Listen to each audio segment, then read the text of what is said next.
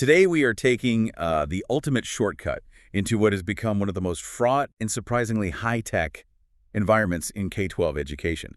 We're talking about the school restroom. It sounds almost funny, but it's not. This is a space that's traditionally defined by privacy, but now it's ground zero for a really high-stakes conflict. A conflict involving student health, administrative, panic over vaping, and this aggressive rollout of some really sophisticated surveillance tech. It's a place where civil liberties are clashing head-on with security mandates. We're seeing what is basically a technological arms race in the most sensitive areas of a school.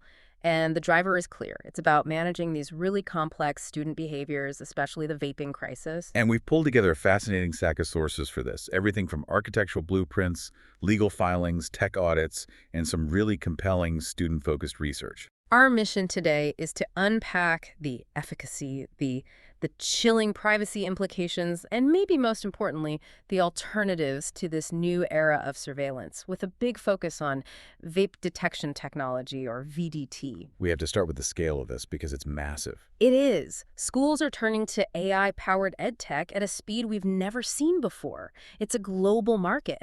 In 2023 alone, the ed tech industry was valued at, get this, $146 billion worldwide. Wow. So this isn't some niche product. Not at all. It's a massive financial and political force that is, fundamentally changing the blueprint of American schools. And what's crucial, what goes into, is that this technology is being rolled out so fast, often way ahead of the ethical and legal frameworks that should be governing it. Exactly. I mean, the core conflict is trying to balance this deeply felt need for security, whether it's against vaping or fighting or, God forbid, weapons, with the fundamental civil liberties and privacy we expect for young people, especially in places that have always been sacrosanct. So the tech is there. It's profitable, but the rules are lagging years behind. That's it in a nutshell. Okay, so let's start where the crisis physically happens. The restroom itself. We're calling this the restroom paradox because the very design that was meant to maximize supervision is, it's creating health problems and encouraging the exact behavior it's trying to stop. That's a great way to put it. Historically, school bathroom design was all about two things: efficiency and surveillance. Right, getting as many kids through as possible during a 5-minute break. Precisely. This led to that traditional gang toilet design, that long open room with a central plumbing wall. The whole focus was ease of cleaning and maximizing sight lines for a quick check by an administrator walking by. And the practical result of that focus on efficiency Is that privacy is basically non-existent. I mean, you get a flimsy stall door or a small partition between urinals, but that's it. The design itself sends a very clear message to students. You are being watched, or at least you could be watched at any moment. And that feeling is where the health crisis really begins. Our sources point to a really disturbing trend here that directly links this lack of privacy to actual student health. We're talking about real medical consequences. Yes, the data is alarming. Research shows that a huge number of kids just actively refuse to use school bathrooms. They do things like consciously limit how much they drink all day, or they hold it until they can get home. And what are medical professionals saying about that? They're sounding serious alarms. They warn that this kind of behavior, forcing your body to adapt to the school's schedule, is just deeply unhealthy. It can lead to long-term issues with the urinary tract, kidneys, even chronic constipation. And it all stems from pretty predictable things, right?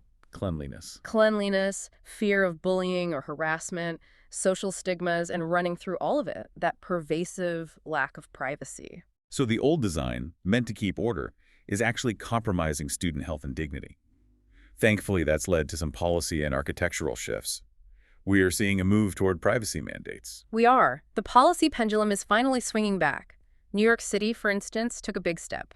By January 2018, they required every public school to have at least one single-stall, all-gender restroom. Which is a clear admission that the one-size-fits-all model just doesn't work. Absolutely. And you see it in California, too, on a broader scale. California now mandates that any single-stall public bathroom has to be open to all genders.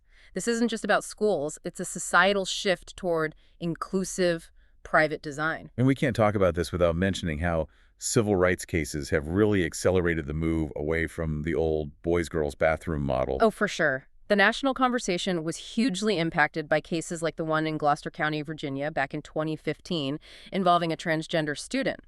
These legal fights forced everyone, administrators, policymakers, architects, to fundamentally challenge a design model that hadn't changed in generations. Which brings us to what feels like the most innovative solution, the all-user restroom. This is sort of the anti-gang toilet design. Yeah, the Grant High School model in Portland, Oregon is often held up as the gold standard here. They basically flipped the script. Instead of a big open room with stalls, you have a communal lobby area with the sinks and mirrors. That's the supervised zone. Okay, so the public part is still public. Right. But leading off that lobby are individual, completely private, lockable toilet rooms. We're talking full-length, floor-to-ceiling doors with really clear signage, red for occupied, green for available. So supervision is maintained in the common area, but total privacy is guaranteed where it matters most. That seems like a win-win. It perfectly balances the administrative concerns with student autonomy and dignity. And it's important to know that even standard building codes are evolving to reflect this. Let's touch on that, the technical side. Yeah. What do the plumbing codes in a place like California tell us about these changing priorities? It's a subtle but really powerful change. The California Plumbing Code now has a mandate that the total number of required female toilets can't be less than the total number of required toilets and urinals for males. Which sounds technical, but what's the real-world impact? It addresses a long-standing inequity. Old designs often led to disproportionately long lines and wait times for female students. This new mandate ensures equity in access. So we're seeing these architectural and legal shifts to give students more autonomy and privacy. But at the exact same time, the pressure to stop vaping is leading schools to install invisible, high-tech surveillance inside those very same private, lockable rooms. It's the paradox in action. Exactly. It creates this new friction. The physical space is becoming more private, while the air inside that space is becoming heavily, heavily monitored. To understand that technological response, we have to get grounded in the health context. E-cigarette use is really what's driving this surveillance panic. Absolutely. And the health crisis is real, though. To be fair, there are some recent signs of improvement. The 2024 data is actually encouraging. E-cigarette use among middle and high schoolers dropped from about 2.13 million down to 1.63 million between 2023 and 2024. That's a significant drop. That's great news. It is. It's the lowest youth vaping rate we've seen in a while. But the overall prevalence is still a massive problem. The issue of nicotine and THC vaping persists, especially with these super concentrated and flavored devices. And brands like JUL are still dominating the market, right? They are. Despite all the regulatory scrutiny, they still hold something like 75% of the market share. So school administrators, they're facing liability, they're facing public pressure, and they feel like they have to act decisively. And that's what opened the door wide for VDT manufacturers. So the market responds, but you can't put cameras in bathrooms or locker rooms. That's illegal. So how did the industry solve that problem? What exactly are these vape detection technologies? VDTs are basically sophisticated environmental monitors. They're designed to work based on changes in air chemistry and acoustics, not optics. So they use a whole suite of sensors to detect the specific chemical signatures, the gases, and the particulate matter that are associated with vape aerosols. Okay, let's get into the mechanics. What specific chemicals are they looking for? They're primarily looking for two things. First, the chemical components like nicotine and THC, which need very specialized gas sensors. And second, the physical particulate matter that actually makes up the vapor cloud. The aerosol. And how do they measure that? This is the core tech. Most advanced VDTs use what's called laser scattering technology. Inside the sensor, there's a tiny laser beam. When the aerosol particles, the vape cloud, pass through that beam, they scatter the light. The sensor measures the intensity and the pattern of that scattered light. And from that pattern, it can tell what it is. Well, an algorithm analyzes that signature to try and identify the size, density, and concentration of the particles, and then it attempts to match them to the known profile of vape aerosols. That sounds impressive. But this seems to be exactly where the problems start, right? The false alerts. How can it tell the difference between a vape cloud and, say, a cloud of hairspray? That's the million-dollar question, and it really gets to the limits of the technology. Aerosols, whether they're from a vape or a can of Axe body spray or hairspray, they're all just fine particulate matter suspended in the air. So to the laser, a particle is just a particle. To a large extent, yes. The chemical sensor might be able to tell the difference between THC and deodorant fragrance, but the particulate sensor is just measuring particle size and concentration. And a lot of common toiletries create particle clouds with very similar profiles to high-volume vape aerosols. The algorithms are supposed to filter this out, but in a school bathroom, it's almost impossible. That's why you get so many false alerts. And some devices are even simpler and, I guess, less effective. Oh, yeah. Our sources talk about systems like FlySense, which critics often describe as being just a potted Raspberry Pi computer with some simple sensors. Instead of advanced laser scattering, they might use cheaper, off-the-shelf VOC sensors, that's volatile organic compounds, and a simple decibel meter. And a VOC sensor reacts to everything. Pretty much. They react to a huge range of contaminants. So yeah, they'll react to vape flavors, but they'll also react strongly to cleaning products, air fresheners, you name it. The hardware cost is really revealing. Sometimes it's only about $150 worth of components. Okay, so let's contrast that. Yeah. $150 in hardware. What's the sticker price for the school district? The disparity is staggering. These units typically sell for $800 to $900 per sensor, and that's before you even factor in the costs for cabling, installation, network upgrades, and the ongoing software subscriptions. So you're seeing this massive markup. What's driving that? Is it just the tech or something else going on? It seems to be a systemic issue. It's leveraging administrative fear and, frankly, a market that has very little accountability.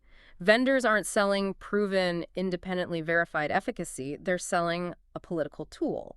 A tool for what? For demonstrating administrative vigilance, they give administrators an alert count that they can take to parents and school boards and say, see, we're doing something about the vaping crisis. The lack of independent testing lets them make huge claims and justify that steep price. And these VDTs are rarely just for vaping, are they? They're marketed as these all-in-one surveillance hubs. Absolutely. That's a key marketing strategy. The Halo Smart Sensor is a perfect example. Beyond vape and THC detection, it's marketed to detect noise anomalies. So loud sounds that could be associated with aggression, fighting, even the specific sound profile of a gunshot. So it's an audio alarm system, too. Precisely. It's positioned as this comprehensive security solution, so when any anomaly is detected, chemical, acoustic, whatever, it sends a real-time alert via text or email to staff with the exact location and time. It turns a simple sensor into this pervasive, multisensory listener. So it effectively turns a private space into a monitored zone, even without a camera, just based on sound and smell. It's a huge shift in school supervision. It is. Which brings us to the central question. Do these expensive high-tech sensors actually work? And the evidence we have overwhelmingly suggests there is a colossal gap between the claims and the reality. Right, we noted the lack of independent, unbiased research. It's all vendor claims. But we do have some pilot data that really illustrates the problem, specifically from the Minneapolis Public School District. That data is so crucial because it puts a number on what we can call administrative exhaustion. During a pilot program, the Halo VDTs in just one high school generated over 20,000 alerts in a single school year. 20,000 in one school. It's an enormous number, and the peak was even more staggering. There was one instance where a single high school got more than 600 alerts in one 24-hour period. 600. So if the school day is 7 hours long, that's more than one alert every minute. Exactly. What is the inevitable consequence when an administrator is getting pinged every minute of the day? You just start ignoring it. It becomes noise. It leads directly to alert fatigue. Staff get so overwhelmed by the constant stream of false positives that they just tune it out. If the system is constantly crying wolf over deodorant, a real alert for a fight or something serious is statistically likely to get missed. And just like that, your high-cost surveillance system is useless. So the VDT system functions more as a facade of safety, not an actual deterrent. That's a perfect way to put it. They get installed to placate parents or board members. They provide a data point. We had 20,000 alerts, which sounds impressive. Even if the actual intervention rate is close to zero, it's a political tool. And beyond the false positives, we hear about just basic logistical failures. The list is long and expensive. Technical instability is rampant. Units go offline. They fail to notify staff. Or in some cases, they just brick entirely and become expensive ceiling decorations. And even when they work, they're often immediately vandalized, sprayed with water, covered up, or just ripped out. And all this time, the students are playing this sophisticated game of cat and mouse. They're developing counter-surveillance tactics. Of course they are. It's the ultimate proof that human ingenuity will always outpace technology, especially when addiction and social status are on the line. And some of the ways they bypass detection are incredibly creative. Okay, give us some examples. What are they doing? The simplest method is just disrupting the airflow. Students will exhale directly into the toilet bowl and flush immediately. The force of the flush pulls the aerosol down the plumbing, away from the ceiling sensor before it can register. That is clever. Another one is exhaling up into the drop ceiling tiles where the sensors are mounted. They use the ceiling plenum itself to disperse the vapor before the sensor can get a concentrated reading. So they're modifying the environment. They're also adapting their tools, right? Yes, they're changing the e-liquid chemistry. Vaping liquids are a mix of propylene glycol, or PG, and vegetable glycerin, VG. High VG liquids make those huge, dense clouds that are easy to detect. So students are switching to high PG liquids, which produce way less vapor, making the signature much harder for the sensors to pick up. And then there are the devices themselves. Right. The market has responded with these super discreet devices designed for stealth vaping. They look like USB drives or pens. So we've got expensive, unreliable technology that's easily defeated. But the unintended consequences might be the most damaging part of this whole thing. Oh, they confirm the policy is deeply flawed. First, the behavior doesn't stop, it just moves. Kids who can't vape in the bathroom go to the stairwells or empty classrooms. It just shifts the problem. But the real financial disaster is happening in the pipes. Yes. The drive to destroy evidence is causing severe infrastructure damage. When a student thinks an administrator is coming, seconds after an alert, the immediate reaction is to get rid of the device. So they're flushing them. They're flushing vape pens, cartridges, batteries, everything. And we're seeing school districts having to spend thousands of dollars on emergency plumbing costs to clear out the pipes. They invested in this expensive capital equipment, only to rack up these huge, unpredictable operational costs because of how students are reacting to it. It's a massive policy failure. So if VDTs are extending surveillance into private spaces through air quality, we should probably zoom out and look at the creep of technology at the front door of the school. Definitely. The Prince William County Public Schools system is a really stark case study here. They've rolled out the AI-driven Evolve safety screening tech across all their middle and high schools. This is high-speed, military-grade screening being applied to the daily life of a teenager. And these are the big walk-through portals. Yes, designed to detect things like knives, firearms, even explosive components using advanced sensors and AI. The whole goal is speed. Kids are meant to just walk through without slowing down or emptying their pockets. And everyone has to go through it, every time. That's the mandate. Every student, every staff member, every visitor. It's a non-negotiable protocol. And the technology has significant backing. It has a Department of Homeland Security Safety Act designation. That designation gets mentioned a lot. Why is that so important to a school district? The Safety Act designation is basically a federal liability shield. If a terrorist act happens at a school where Evolve tech is used and fails, the designation limits the legal liability for both the vendor, Evolve, and the user, the school district. So it reduces their financial and legal risk. Drastically. Right. Which makes it incredibly attractive for a big, risk-averse public entity like a school system. Okay, so with students walking through these scanners all day, what happens to all that data being generated about them? This gets us to data retention. Evolve emphasizes that the data is stored locally on the system hardware. It's not sent to the cloud. And to manage the sheer volume of data, they use the first in, first out principle, or FIFO. Let's unpack FIFO. What are the privacy implications there? FIFO just means the oldest data gets automatically deleted as new data comes in, so the system never runs out of space. But that has huge privacy implications. It means there's no long-term audit trail. If a student or parent later challenges what they feel was a discriminatory search, the data that could prove or disprove their claim might already be gone. So it limits accountability to a very short window of time. Exactly. And despite all the high-tech branding and the DHS seal of approval, these systems are not perfect. They require a lot of human intervention. What's the error rate? The Evolve Systems report, on average, a 9% false alert rate. That is a significant number of errors. If that machine flags something, even if it's a false positive from a belt buckle or a laptop, a secondary screening is required immediately. That secondary screening is a pat-down. It involves trained staff doing a detailed physical inspection, sometimes with handheld devices, sometimes a physical pat-down. So that means that for 9% of all screenings, a student is subjected to an intrusive physical search that was initiated by a machine's error, not by any reasonable suspicion from a staff member. Let's connect this back to the VDTs in the bathroom. They don't just work in isolation. They integrate with this bigger security grid. That's the goal for the manufacturers, interoperability. A VDT can be linked to the security cameras outside the restroom door, for example, so it flags the timestamp, and you can instantly pull up footage of who went in right before the alert. And it can connect to door locks and things like that. Yes, to access control systems. Ugh. It could potentially lock down an area or flag the student ID that was used to get in, but there is a critical bright red legal line here. Which is, While the VDT can trigger responses outside the room, you absolutely cannot connect the sensors inside a bathroom or locker room directly to cameras or microphones for real-time monitoring. The heightened expectation of privacy in those spaces means you can't merge that air quality data with visual data to identify someone. and this tension, this push for more surveillance versus the need for privacy, is why legislatures are finally stepping in.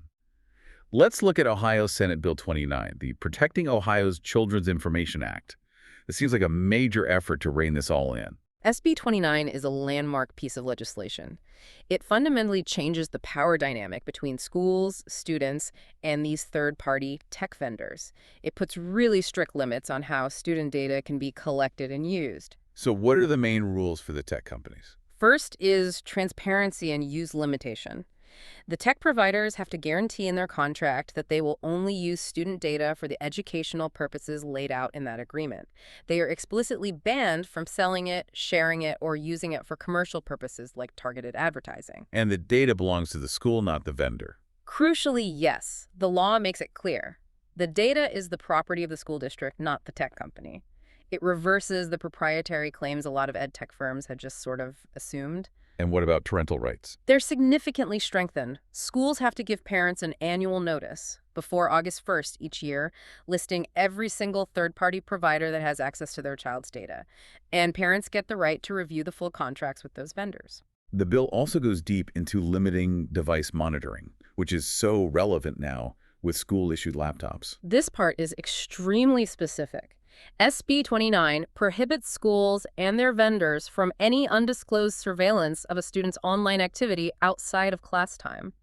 It also bans tracking the device's location when the student is off school property or remotely accessing the camera or microphone. Are there any exceptions? Very narrow ones. You need a warrant or specific evidence of an imminent threat to safety. And even then, the law often requires a 72-hour notice to parents. This bill is a huge effort to inject some common-sense privacy protections back into this ecosystem. The legal foundation for all of this is still the Fourth Amendment, which protects against unreasonable searches. And for schools, that's been defined by the Supreme Court case, New Jersey v. TLO from 1985. Right, TLO is the foundation. It established that because of the unique disciplinary needs of a school, administrators don't need the full probable cause that police need. They only need to meet the lower standard of a reasonable suspicion. And that standard has two parts, right? It does. First, the search has to be justified by reasonable suspicion at its inception. So, at the moment the search starts, there has to be a good reason to believe it will turn up evidence of a violation. Second, the scope of the search has to be reasonable and not excessively intrusive. This is where we hit a huge friction point with VDTs and AI screeners. Does an automated alert from a machine count as reasonable suspicion at its inception? That is the central and largely untested legal question. Traditionally, reasonable suspicion is based on human observation. A teacher smells smoke. A student is acting weird. But an AI alert is based on probabilistic data. If a VDT generates 600 alerts a day, is any single one of those alerts enough to justify a search? It seems like it shifts the justification from a specific suspicion about a person to a statistical suspicion about an environment. It does. The legal challenge is whether a system that you know generates a ton of false positives can ever meet that threshold. If the administrator knows the system is often wrong, their suspicion becomes inherently less reasonable. And beyond the legal standard, the sheer presence of all this surveillance has a deep psychological impact on students. The ACLU's findings on the chilling effect are really illuminating here. The data is stark. Something like 87% of students aged 14 to 18 said their school uses surveillance tech to monitor them. They feel it. They know they're being watched. And how does that change their behavior? They report that it limits the online resources they feel comfortable accessing and what they feel comfortable saying online. A quarter of students worried that the surveillance could be used to discipline them or their friends. It's not just watching, it's actively shaping their self-censorship. And this constant observation also raises the risk of discrimination and profiling, doesn't it? This is probably the most serious ethical consequence. Students expressed real fear that this tech could be weaponized against vulnerable groups. 18% worried it could be used against immigrant students. 21% worried about it being used against students looking for reproductive health care information. So when the technology is designed to flag anything that's not normal, the people who are already marginalized are at a much higher risk. That's the crux of it. These systems, even if they're technically impartial, are run by humans, and their algorithms are trained on existing data, which can amplify existing biases. When those searches disproportionately affect certain groups, the technology becomes a tool for profiling. And the great irony here is that schools spend all this money on technology for safety, but the evidence that it actually makes schools safer is, well, it's pretty thin. The safety claims often just don't hold up. A big national study in 2021 found no evidence of a measurable difference in school crime outcomes between schools with security cameras and those without. And think about the tragedies. Cameras were present in 8 of the 10 deadliest K-12 mass shootings, but they didn't prevent them. So if it doesn't really prevent crime and it creates all these other problems, how should schools think about using this tech ethically?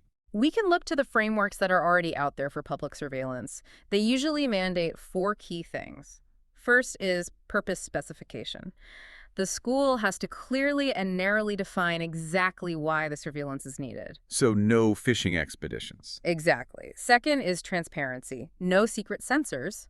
Parents and students have to be notified. Third is use limitation. There have to be strict rules on how the data is used and stored, things like blurring faces or restricting access. And finally, accountability and oversight. Someone has to be legally responsible for the system with clear penalties for misuse. Which brings us to the alternatives. The evidence really suggests we need to shift away from this expensive, unreliable tech arms race and toward more human-centered solutions. The consensus is pretty clear. Technology, if you use it at all, is only marginally effective when it's part of a much bigger strategy that combines detection with education, counseling, and supportive policies. The human element is the solution, not the device. And let's focus on what the students themselves say they want. What do high schoolers who use e-cigarettes actually want in a cessation program? The focus group data is so valuable here. They identified 3 key things. First, they want straightforward, science-based education on the health effects of modern vaping devices, not generic don't smoke stuff. They want specifics. Right. Second, they need relatable personal stories from peers who have quit. And third, they need rewards for quitting, some kind of tangible motivation. They also said they'd be more likely to join a program if it was offered during school hours or if they could do it with a friend. And this gets to the root of the issue, doesn't it? It moves the conversation from discipline to mental health. What skills are these kids actually asking for to help them stop vaping? This is the policy driver that gets ignored. The survey data shows vaping is overwhelmingly linked to underlying mental wellness. A staggering 92% of students said they wanted to learn better ways to deal with stress. 92%. Yeah. And 60% wanted to learn how to relax, and 55% wanted help dealing with poor concentration. So vaping is often a self-medication strategy for stress, not just an act of defiance. The intervention has to target the stress, not just the vape pen. But even when schools offer these supportive programs, there are barriers. Confidentiality seems to be the biggest one. It's non-negotiable. Kids reported a huge fear of being labeled by teachers or coaches if people knew they were in a cessation program. They worry about the stigma. That's why many said they'd prefer external counselors who weren't school employees. It felt more private. So the lesson is that interventions have to aggressively reduce stigma and guarantee privacy. And there are programs that already do this. Yes. The American Lung Association has a program called INDEP, which is designed as an alternative to suspension. It educates kids instead of punishing them. There's also the Kate CH My Breath program for middle schoolers that's shown real positive effects. And finally, let's talk about the simplest solutions. If you strip away all the expensive tech, are there low-tech deterrents that work? There are, and research suggests they often work better than the high-tech stuff. One of the most effective solutions is just increasing the visible presence of adults near bathroom entrances during breaks. A human being? A human being. And the other is the architecture we talked about at the beginning. Humanely designed restrooms. Clean, comfortable, private. They tend to stay cleaner and have demonstrably less crime. Redesigning the environment to foster dignity is a better long-term deterrent than a sensor in a ceiling tile. So we've completed a deep dive today into this really volatile environment of school safety and privacy. And what we've seen is this profound fork in the road. On one side, schools are committing massive resources to this unproven technological surveillance, which results in logistical failures, privacy breaches, and students flushing devices down the toilet. And on the other side, there are these validated behavioral and environmental solutions that actually acknowledge the complexity of the problem, that vaping is often about stress and addiction. Right. And those solutions seek to address the root causes with counseling, education, and better design. The technology, as we've seen, it often fails to deter the behavior, but it absolutely succeeds at creating this pervasive surveillance net that just erodes a student's sense of trust and autonomy. Which leaves us with a necessary challenge for you, the listener, to carry forward. Why is this complex challenge of managing youth behavior, especially mental health and addiction, so consistently being framed as a purely technological problem? Because that framing is what allows all this money to be diverted toward these technocratic solutions. The deepest dive that's needed here isn't into the data of VDT false positives. It's into the ethical and policy processes that ensure our schools are prioritizing student autonomy and confidentiality. We have to demand that administrators invest in what we know works validated interventions, humane environments over surveillance that fails to deliver on its promises of safety. So to be truly well informed on this in your own community, we encourage you to go explore your local school board's policies on EdTech contracts. Find out what mechanisms are in place for data retention, for vendor use limitations, and for parental notice. Understanding where your district draws that line between security and student rights is the first and most critical step toward advocating for real, meaningful change.